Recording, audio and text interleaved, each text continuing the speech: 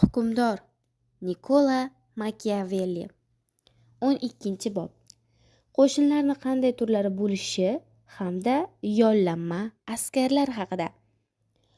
Biz yuqorida men avval boshda sanab o'tgan davlatlarning turlarini batafsil muhokama qildik. Hukmdorlarning gullab yashnash va taxtdan qulash sabablarini qisman bo'lsa-da ko'rib o'tdik. Hokimiyatni egallash va uni qo'lda tutib turishni istaganlar qanday yo'llar tutganligini aniqladik. Endi esa yuqorida sanab o'tgan davlatlar qanday hujum va mudofaa vositalariga ega ekanligini ko'rib chiqamiz. Hukmdorning saltanati mustahkam poydevorga ega bo'lishi lozimki, aks holda u tanazzulga yuz tutish haqida yuqorida aytib o'tildi. Meros olingan, aralash va yangi saltanatlarning barchasida hokimiyatning asosi yaxshi qonunlar va yaxshi qo'shindir. Biroq yaxshi qo'shin bo'lmagan joyda yaxshi qonun ham bo'lmaydi. Xuddi shuningdek, yaxshi qo'shin bor joyda yaxshi qonunlar ham yaxshi bo'ladi. Shuning uchun men qonunlarni qo'yib, to'g'ridan-to'g'ri qo'shinlarga to'xtalib o'taman. Avvalo shuni aytish lozimki, hukmdor o'z mamlakatini himoya qiladigan qo'shin yo uning o'z qo'shini, yo ittifoqdosh qo'shin, yo yollanma yoki aralash qo'shin bo'ladi. Yollanma va ittifoqdosh qo'shinlar befoyda va xatarlidir. Yollanma qo'shinga suyanadigan saltanat hech qachon mustahkam bo'lmaydi. Uzoqqa ham bormaydi, chunki yollanganlar izzat talab, boshqovoqsiz janjalga moyil bo'ladi. Do'stga mag'rur, dushmandan esa ko'proq bo'ladi. Xiyonatkor va g'irrom bo'ladi. Ularning mag'lubiyati qat'iy hujumga qarab turadi, xolos. Tinchlik paytida esa ular seni urush paytidagi dushmandan ham ko'ra ko'proq xonavayron qiladi.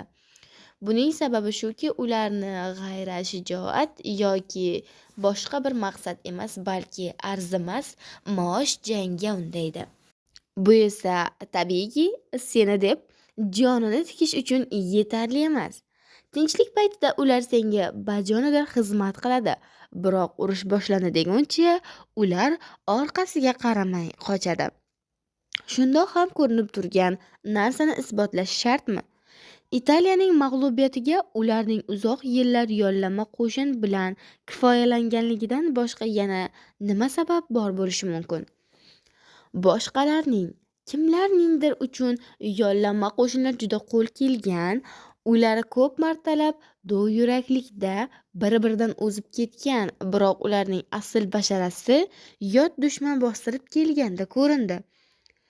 Shuning uchun Fransiya qiroli Karl Italiyani rostdan ham bir bo'rak bo'r yordamida egallab olishga muvaffaq bo'ldi.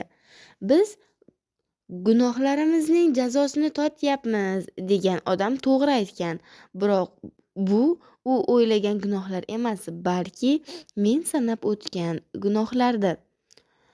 Bu gunohlar hukmdorlarning gunoh bo'lgani uchun jazoni ham ularning o'zlari tortishdi. Men yollanma qo'shinni nimasi xatarli ekanligini batafsilroq tushuntirmoqchiman. Konditsionerlarning ya'ni yollanma qo'shin sarkardalarining harbiy mahorat darajasi turlicha bo'ladi. Kimdir mohir sarkarda bo'lsa, kimdir hamin qadar bo'ladi. Birinchilarga ishonib bo'lmaydi, chunki ularning o'zi ham hokimiyatni egallashga intilib, bu yo'lda o'zingni yo xo'jayinini yo'ldan yo'qotadi yoki sening maqsadingni so'rab ham ko'rmay boshqasini gumdon qiladi. Ikkinchilari esa jangni boy berishadi, shuning uchun ularga ham ishonib bo'lmaydi.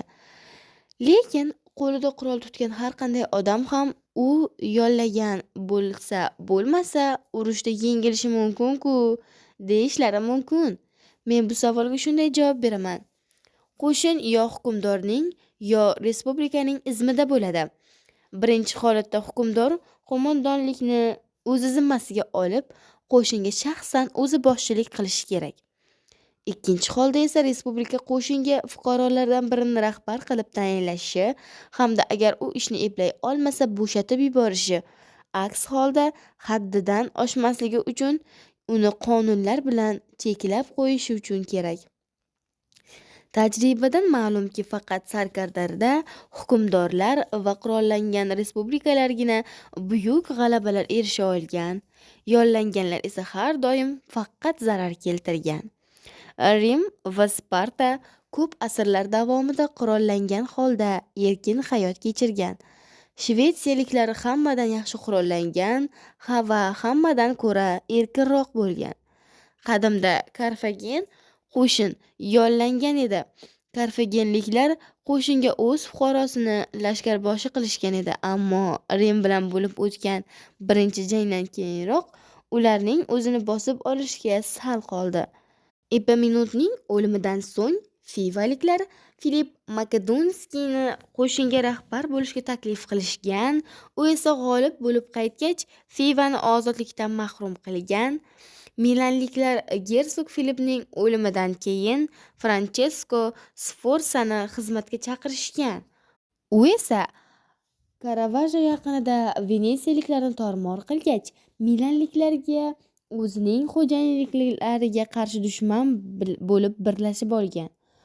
Uning otasi Sforza ham Neapol qirolichasi Javannaning xizmatida yurib, birdan uni qurolsiz qoldirgan. Natijada u qirollikni qutqarib qolish uchun Aragon qirolidan yordam so'rashga majbur bo'lgan. Venetsiyaliklar va florensiyaliklar ko'p martalab aynan yollanma qo'shin yordamida hokimiyat o'rnatgan. Ammo ularning konditsiyalari ham hukmdor bo'lib olmagan va xo'jayinlarini vijdonan himoya qilgan-ku, deyishlari mumkin. Javobim shuki, florensiyaliklarning omadi kelgan xolos. Ular xavfsirash kerak bo'lgan dovyurak konditerning vazifalari g'alaba qozona olmagan, boshqalarning raqiblarini bo'lgan, boshqalari esa taxtga ko'z olaytirgan bo'lsa-da, bu boshqa yerning taxti bo'lgan. Javannini akut birorta g'alabaga erishmagan bo'lsa, uning sadoqati haqida qanday gap bo'lishi mumkin? Ammo agar u g'olib bo'lib qaytsa, florensiyaliklar to'liqning hukmi ostida qolgan bo'lishi hammaga ma'lum. Sforza bilan Vrachcho ham raqiblar sifatida bir-birini ko'zdan qochirishmas edi. Shuning uchun Franchesko e'tiborini Lombardiyaga, Braccio esa papaning mulklariga va Neapol qirolligiga qaratdi. Ammo yaqindagina ahvol qanday edi? Florensiyaliklar nihoyatda aqlli va o'z shaxsiy hayotida ham juda katta ta'sirga ega bo'lgan Paolo Vitellini xizmatga taklif qilishgan edi. Agar u Pisani qo'lga kiritganida, florensiyaliklar undan osonlikcha qutula olishmasdi. Shunday emasmi? Chunki agar u dushman tomonga o'tib ketsa, florensiyaliklar unga taslim bo'lishga majbur edi. Agar ular tomonda qolsa, unga bo'ysunishga majbur bo'lishardi.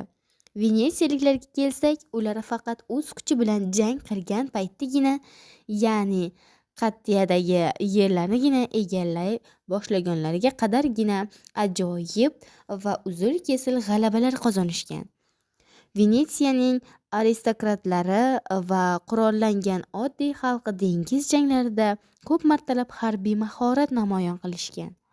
Biroq quruqlikda tushunishlari bilan ular butun Italiyaning harbiy urf-odatlarini o'zlashtirib olishdi.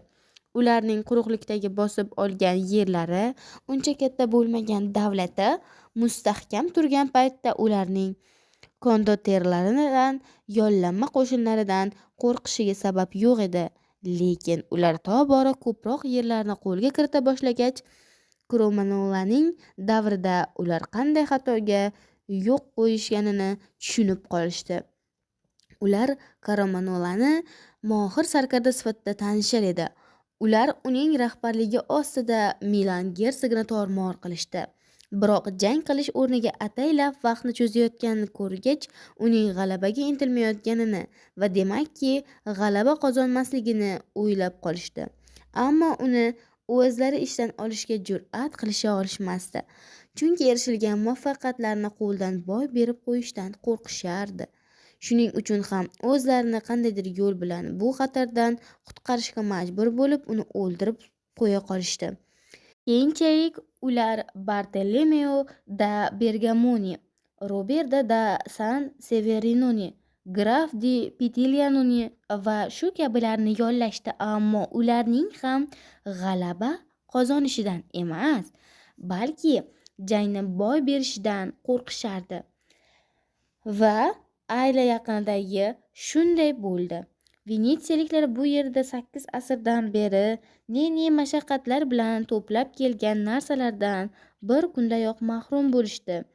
Chunki yollanma qo'shinlarning sekin, imillab hujum qilishi, ammo aql bovar qilmas tezlik bilan chekinishi hammaga ma'lum. Men uzoq yillar davomida yollanma qo'shinlar hukmronlik qilib kelayotgan Italiyani misol tariqasida keltirgan ekanman.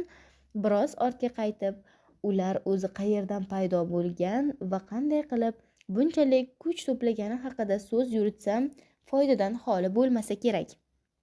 Shuni bilish kerakki, yaqinda imperiya zaiflashib, papaning dunyoviy hokimiyati esa kuchayib qolgan paytda Italiya bir necha davlatlarga bo'linib ketdi.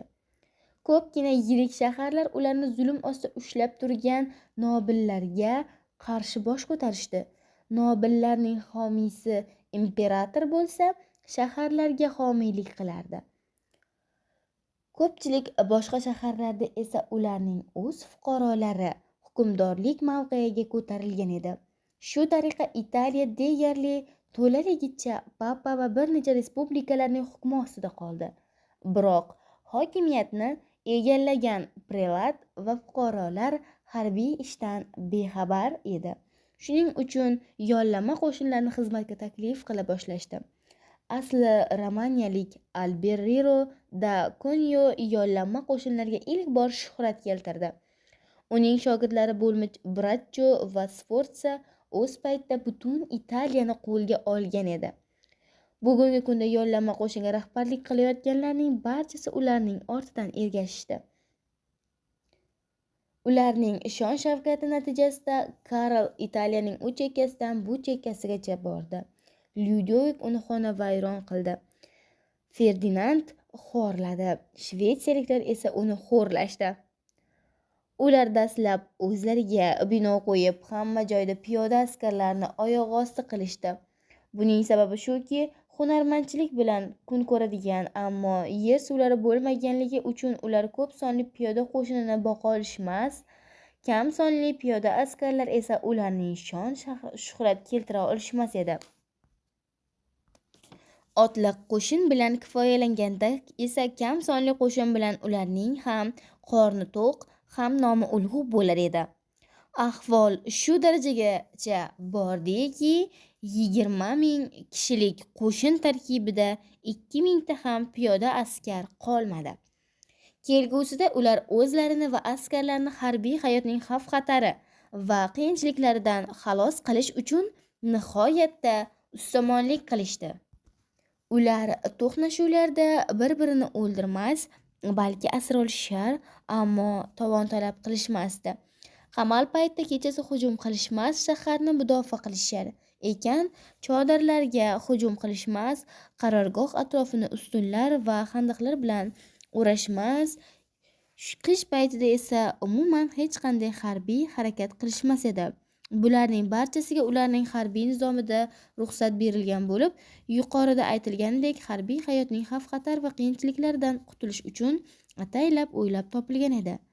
Shu tariqa ular Italiyani sharmandalik va qullik asoratiga tushirib qo'yishdi.